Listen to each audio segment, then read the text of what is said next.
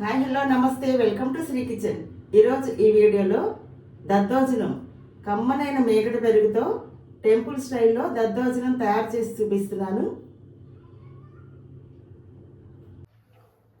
దద్దోజనం తయారు చేయడానికి ముందుగా 250 గ్రామ్స్ రైస్ తీసుకుని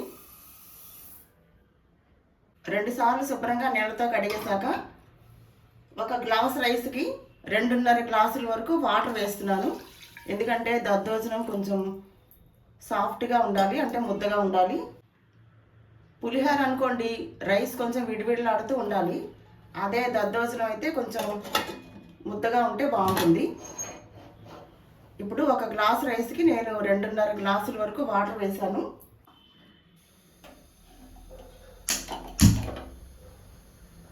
స్టవ్ ఆన్ చేశాను. ఇప్పుడు ఒక 3 విజిల్స్ వచ్చాక స్టవ్ ఆఫ్ చేస్తాను.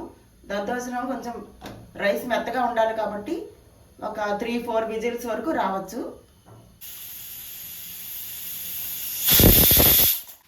ఇప్పుడు 3-4 విజిల్స్ వచ్చాయి. స్టవ్ ఆఫ్ చేస్తున్నాను. ఇప్పుడు హాఫ్ అన్ అవర్ తర్వాత మూత తీసి చూస్తున్నాను. స్టీమ్ పోతుంది కదా, వేడి చల్లారాక మూత తీసి చూస్తున్నాను. ఇప్పుడు రైస్ చూసారా, ఇలా మెత్తగా ఉడికించుకోవాలి దద్దోజనంకి.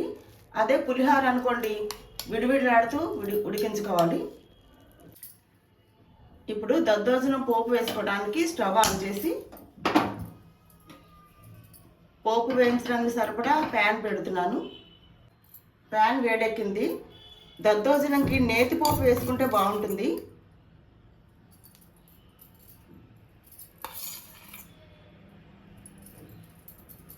నెయ్యి వేడెక్కాక 1 స్పూన్ మినప్పప్పు, 1 స్పూన్ పచ్చిశనగపప్పు, అలాగే 1/2 స్పూన్ ఆవాలు,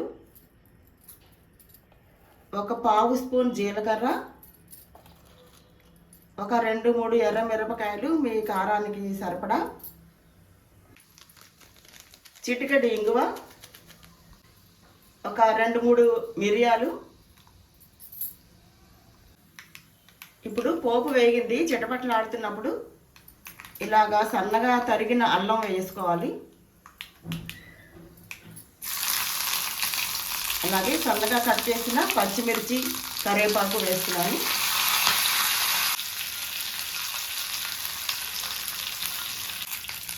ఒకసారి ఇలా వేయించుకుని స్టవ్ ఆఫ్ చేసేస్తున్నాను.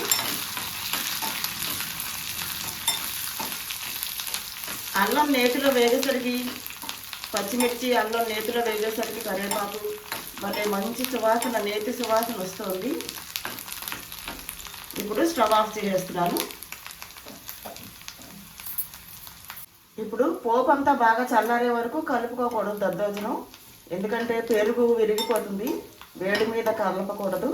అలాగే రైస్ కూడా వేడి చల్లారాక, పోపు కూడా వేడి చల్లారాక అప్పుడు పెరుగు కలుపుకోవాలి. ఇప్పుడు పోపు వేడి చల్లారింది. ముందుగా వండి పక్కన పెట్టుకున్నాం కదా రైస్ కూడా వేడి చల్లారాక కలపాలి.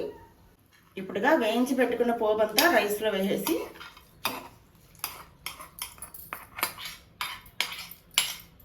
ఇప్పుడు ముందుగా చేసుకున్న పోపు అంతా ఇలా రైస్లోకి వేసేసాను. అలాగే రుచికి సరిపడా సాల్ట్ వేస్తున్నాను, చిటికెడు పసుపు.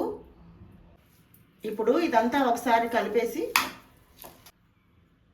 ఇప్పుడు ఇలా కమ్మగా గట్టిగా తోడు పెట్టుకున్న పెరుగు వేస్తే చాలా రుచిగా ఉంటుంది. దద్దోజనానికి మెయిన్ పెరుగు బాగుంటే, టేస్ట్ బాగుంటే, పెరుగు కమ్మగా గట్టిగా ఉంటే రుచి ఆటోమేటిక్గా అదే వచ్చేస్తుంది.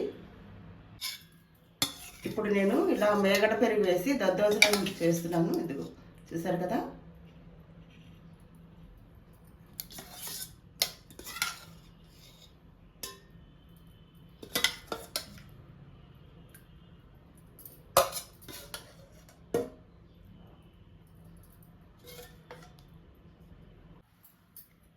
ఇప్పుడు ఈ మిశ్రమాన్నంతా సమానంగా కలిపేసుకోవాలి.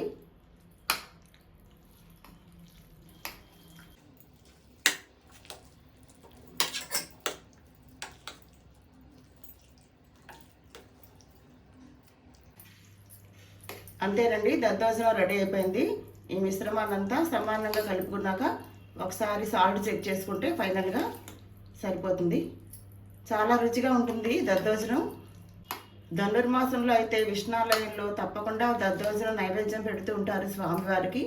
మనందరికీ తెలిసిన విషయమే కదా. ఇది టెంపుల్ స్టైల్లో చేసే దద్దోజనం అండి ఇది, అందుకని ఇంతవరకే చేస్తాం. అదే మీకు రెస్టారెంట్లో కర్డ్ రైస్ అడిగితే దానిమ్మ గింజలు, కీరదోస ముక్కలు, అలా కొన్ని రకరకాలుగా జీడిపప్పులు, అలా రకరకాలుగా కొన్ని మిక్స్ చేసి ఇస్తూ ఉంటారు కదా. ఇది పెరుగన్నం కదా, చాలా బలమైన ఫుడ్ ఇది. ఈ ఫుడ్ తినటం వల్ల దాహం వేయదు. అదే ఆయిల్ ఫుడ్స్ అవి తిన్నారనుకోండి విపరీతమైన దాహం వేస్తూ ఉంటుంది. జర్నీస్లో అయితే చాలా బెస్ట్ ఫుడ్ అని చెప్పచ్చు.